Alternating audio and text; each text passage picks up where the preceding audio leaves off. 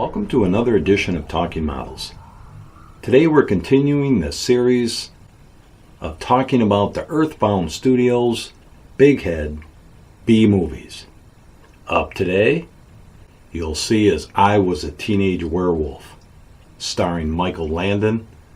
This was before Highway to Heaven, and he did a great job. If you haven't seen this movie, give it a look.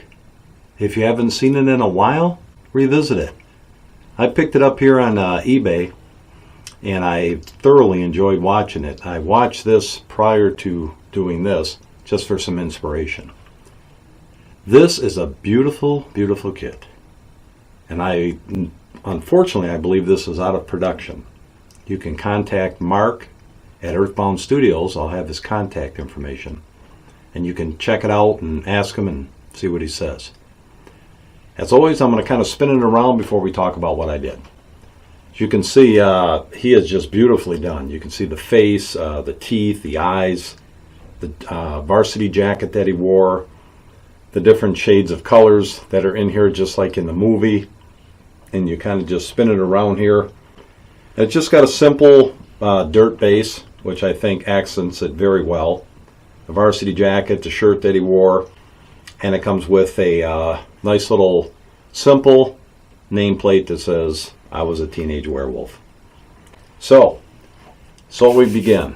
As always, this particular kit was primered in light automotive gray primer, and then I brought out my trusty black, and I hand painted the complete piece, probably 2 or 3 coats to make sure there's none of those white spots showing. You know what I mean, don't you? And once that was done, it was time to paint. So we're going to start first with the base.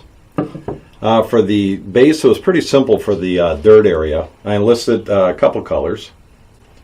You've got rich brown and transparent dark brown. Both of these you can pick up from Jesse over at Garage US Colors. Just some great paints, guys. Give them a shot.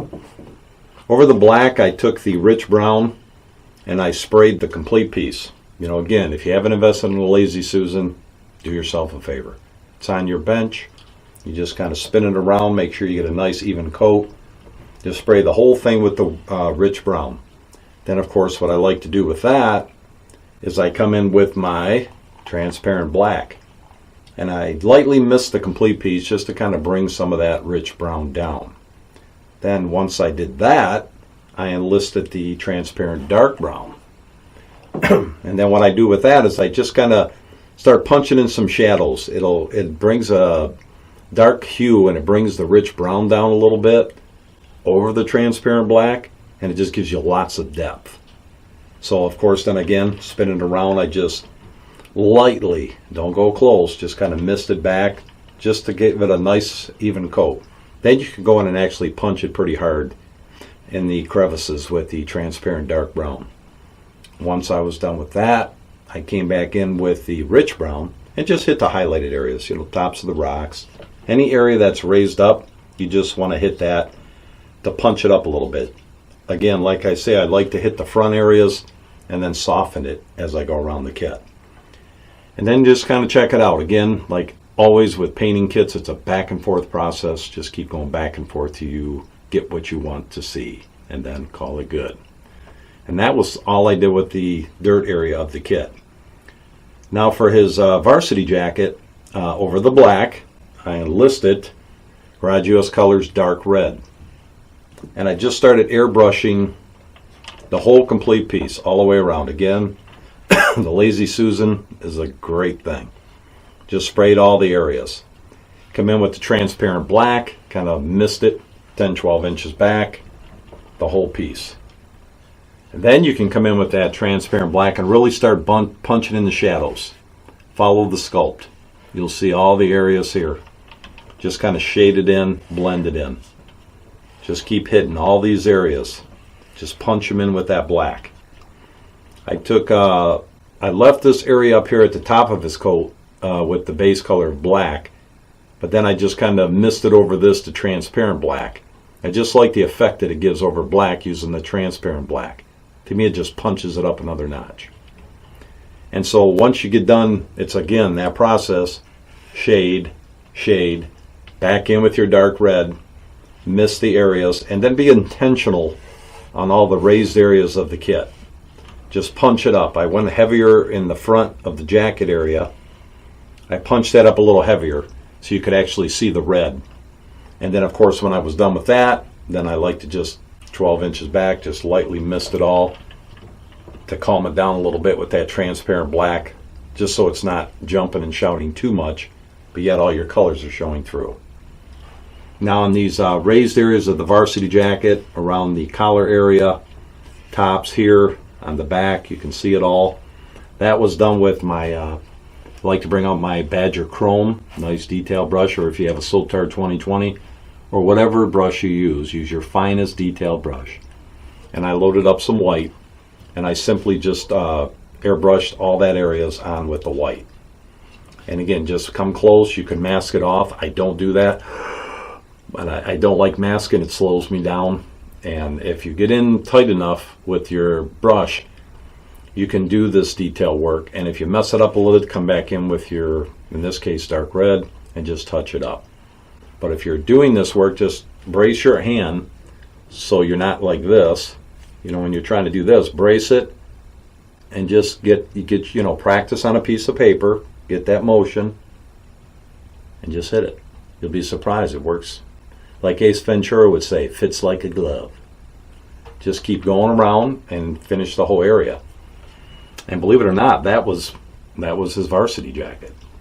For the buttons, I just took out some old, I don't even remember the color, it was like a gold, and I just kind of dry brushed this button, the snap on this side, just build up the color a little bit. Then I came back with the transparent black and just kind of, the waltz. Remember that? 1, 2, 3. Don't get too close though, because like I said, it will run. Just use your fine brush again and just kind of tone it down, and it gives it that worn look. Now his shirt, what I enlisted for that was Garage US Colors Bone White. And again, I just came in and I just, over the black, I just hit the whole area of the shirt. Just come in and sprayed it. Again, don't get too close. Just stay back a good 6 inches. Mist it all. Then you can start to shade the shirt. A great color for white is transparent Payne's Gray. I was told this a long time ago by Steve Rojo, and I'll tell you, it works. It just works. Come in, hit your detailing, all the folds, just come in and punch in the shadows on the areas. Anywhere there's a shadow, punch it in with that transparent Payne's Gray. Come back in, re-highlight with your white, and it's done. That's it. Now for the nameplate itself, over the black, this was all base coat in black, I came in and I just used a burgundy red for the outline. Then from Badger Freak Flex I used Poison and Plague yellow and Sunburn red. And I just brushed the top of the lettering, I was a teenage. I just hand painted that in that Plague's gray, yellow, and then the red on the Werewolf. And that was it with the nameplate. These are good colors, nice for base coats. Now onto the Werewolf. Over the black, it was just fun to start doing in your browns. It was started with Garage US Colors, and this was their tie-in brown. Misted the whole piece with the tie-in brown. Just again, get your motion going, your walls, 1, 2, 3, have a party, man. Just cover it. And then what you do with that is you want to start your shading process. And with that, I came in with that transparent dark brown, just started hitting in the folds. Anywhere there's shadows, you just intentionally, above the eyebrows, this area here, just start punching in some shadows. Come in with your transparent black, mist the whole piece to kind of bring things down. Then the process begins. You start building up the browns again with your tie-in brown or whatever brown you use. Just kind of keep hitting those highlights, building up the colors, doing it, just having a good time with it. On his ears, I went a little bit heavier with that tie-in brown. You can see the difference. I went a little bit closer with the airbrush around the nose, on his ears, on the lips, all that area below his eyes, trying to keep a fleshy but wolfy look. And I just intentionally went a little bit heavier. Come back in with your transparent black, hit all the folds, kind of calm it down. Left his nose with that black and just hit it with some transparent black, so he has that traditional black nose that you see on the Wolfmen's. And you just, again, the process begins back and forth, back and forth. The streaks that he had in the movies, as you see here, I enlisted the Cocoa Brown from Garage US Colors, and I just kind of followed the sculpt and just hit some highlights. Just take your airbrush and just intentionally go a little bit heavier with that. Then you can come back in and as it goes along, just fill it in with your transparent dark brown, transparent black, and start calming them down and continuing to build your shadows. And once I was done with that, I came in with the rich brown and dry brushed all the frontal areas. Just to give it a little bit more, just in the front. Just some highlights in the fur. Eyebrows. Just follow the sculpt and just dry brush those areas in until you get the desired effect that you're looking for. Now for the eyes on this creepy guy, I airbrushed it in first with real lightly with that bone white. Just come in with that airbrush, just kind of blow it in a little bit. And then you draw your pupil. Take your black paint, make a circle. Just take your time. Maybe just outline the edges. I take a fine brush and make a moon. Then I fill it in, and then it's done. It was really that simple. The eye color, I thinned it down really well with Ilgot Green, and I airbrushed the center of that eye and left a little hint of the black so you can see the outer end. Like if you look at your eye, you'll see your color and a real fine line of your pupil of the black. And then once you're done with that, I like to come in, I usually take a pastel and just kind of gently start feathering the eye pupil, get that where I want it, and then I take some black paint and gently start making a circular motions until I fill in what I've done with the pastel. Then I like to come back in with that transparent black with a fine brush and be very careful. Just come in and gently, just a little bit on each side of the eye. Then once it all dries, come back in with a black pastel, feather it around the edges, feather around your complete eye to give that feathered look of the eye so it's not a hard line. And then you get and it just brings it right down. Bottom of his eye, like I do with all the kits, I enlist Garage US Colors Red Oxide, and I make that real fine line, and I just go right below the eye on both. Gives it that red and distressed look. Now, last but not least, his teeth.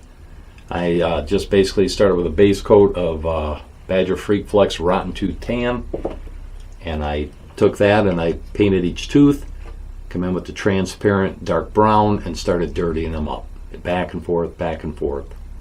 And then when you get done, you can just take lightly dry brushed all the tops of the teeth here, just in the centers, and gives you that standout look of his teeth. And for his gum area, if you will, just it was back and forth with pinks and reds, and then I just did a wash over that of raw umber, transparent raw umber, and then some of the transparent black, just to dirty that up a little bit. And that is I Was a Teenage Werewolf from Earthbound Studios, and this one was a joy to paint. I remember getting this from Mark when he said that he had a couple left from the mold and then it was gone. So I contacted Mark and I said, before they're gone, I want one. So he, as always does, he takes care of me. So, I Was a Teenage Werewolf, and thank you for stopping in today on Talking Models to watch this episode. I hope you subscribe to this channel. I'm trying to get this channel out to hobbyists, to model kit builders, and just someone who may be new to the hobby, someone that's been in the hobby, just some different ideas. I always am looking for new ideas from all the talented painters out there. And that's how I grow. Paint them up, get them out of your stash, get them on your shelves, and enjoy the hobby God has given you. Thanks again for stopping in to Talking Models, and we'll see you on the next episode. May God bless your day.